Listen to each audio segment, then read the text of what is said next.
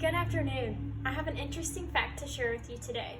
Did you know that mantis shrimp have 12 cones in their eyes for perceiving color compared to humans 3? That means mantis shrimp can see a whole range of colors that is physically impossible for a human to interpret and see. I have been interested in color ever since my childhood when I first started pursuing art as a hobby. Now that I'm much older and much more experienced, I want to demonstrate for you today a task that many people find frustrating. I'm sure many of you have tried to create an art piece and were frustrated because it didn't look like what you imagined it would look like. I'm going to demonstrate how to mix paint so that all of you can go home and, I don't know, maybe be inspired to do a piece of art. I'm going to show how to mix the secondary colors, neutral colors, and tints and shades of colors. So first, let's start with mixing the secondary colors. Let's take a step back even further and talk about the primary colors. The Department of Health and Human Services has defined the primary colors as red, yellow, and blue. These colors cannot be mixed from any other colors and instead are the ones that compose all other colors. So, let's make the secondary colors then. We're going to be mixing the primary colors to make the secondary colors. So let's grab a little bit of red and a little bit of yellow and mix those up right there. And I'm sure many of you know what this will make. That's going to be our orange. And that's going to be the first secondary color we have made on our color wheel. So there we go. There's our orange. Try and darken that up, make sure y'all can see that.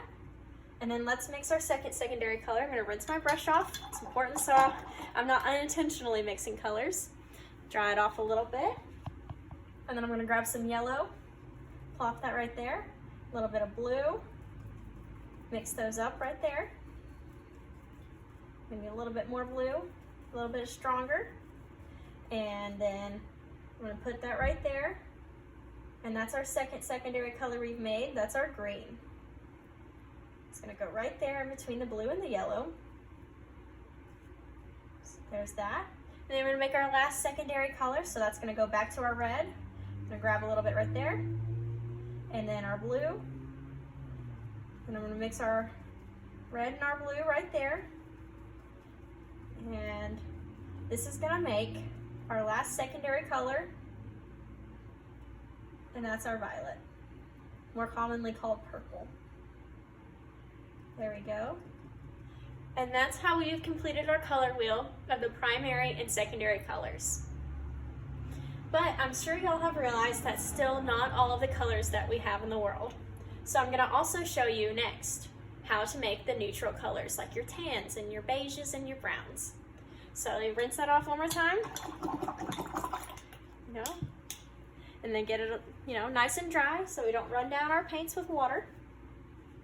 And so I'm gonna make now our neutral colors. So we're gonna mix two colors. We're gonna mix complementary colors, and let me define that for you. That's gonna be a primary color and a secondary color that are opposite of each other on the on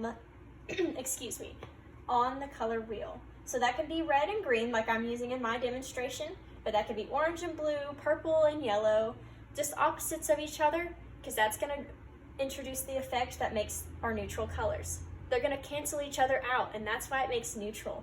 So I'm going to grab some red, get that right there, and I have a pre-made green right here just because it's a little darker than the one that I mixed, and so it'll be easier to see.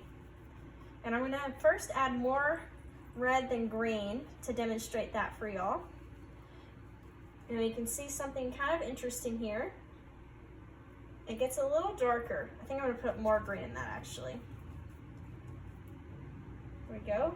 It gets a little darker. It's not as red anymore. It's kind of a different shade now. So I'm gonna add more green to that and put it right there in the middle where this is where we have our true neutral. This is our brown. We can see that that looks like a nice shade of brown, like a nice oak tree or something. I don't know. Brown's my favorite color. And then I'm gonna add some more green to that, and this is gonna show how we can make some different kinds of neutrals, and how neutral we want our color depends on how much we cancel out those colors. So then here's our last one, and that completes our little gradient right here. That's our green, and you can see it's kind of toned down. It's not as green anymore, and that's because the red has neutralized some of that color in it. And so this is how you make your neutrals. You just need to mix your two complementary colors. And now I'm going to also mention that different complementary colors are going to make different kinds of browns. This one makes a pretty warm brown. It's very, our warm colors are the ones right here, are red, orange, and yellow, and our cool colors are greens, blues, and purples, and that makes our cool colors. And so some browns are cool and some browns are warm, and it just depends on how you mix them. And so there's a lot of variety right here in this step.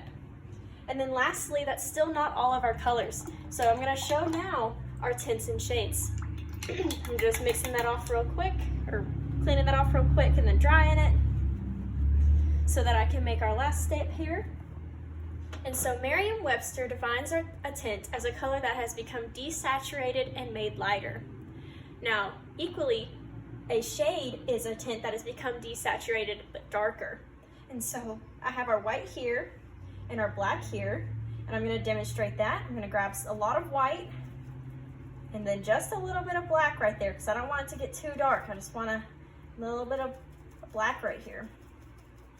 I'm going to put that right here, and there's that. And then a little bit more black to try to get a nice true gray. And this middle gray right here is called a tone, and it'll desaturate a color without making it darker or lighter. And we're going to add a little bit more black to make our shade. And so now we have completed a nice gray scale here. We have a nice gradation from dark, or from light to dark. And so now I'm going to be doing this with my example color right here, my red, to show you how to mix the tints and the shades. So I'm going to rinse that paintbrush off one last time.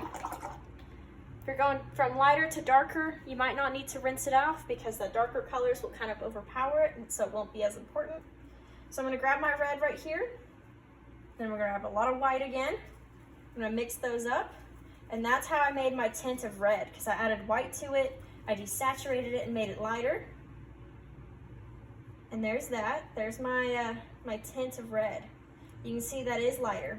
And what I mean by desaturated is it's not as bright. It's not as strong. These colors I mixed, they're kind of desaturated because they haven't been layered like these other colors I painted earlier. So they're desaturated, they're lighter. And so that's what I mean by that. But then it's also lighter because I added the white to it. So I'm gonna grab another piece of red, put that there, and then I'm gonna make our shade. I'm gonna show you how to make that shade by adding that black to it. And then I'm gonna put that right there. And that's how to mix your tints and shades. That's that right there. And that has completed our gradation for the red. Now hopefully you've learned something from this demonstration on how to mix. And in conclusion, that's how you mix your primary, or not how you mix your primary, that's how you use your primary to mix your secondary. That's how you mix your neutrals, and that's how you mix your tints and shades. I hope some of y'all take this information and feel inspired to do some art of your own. Art is just as good for the mind as exercise is for the body. I hope you all have a great rest of your day.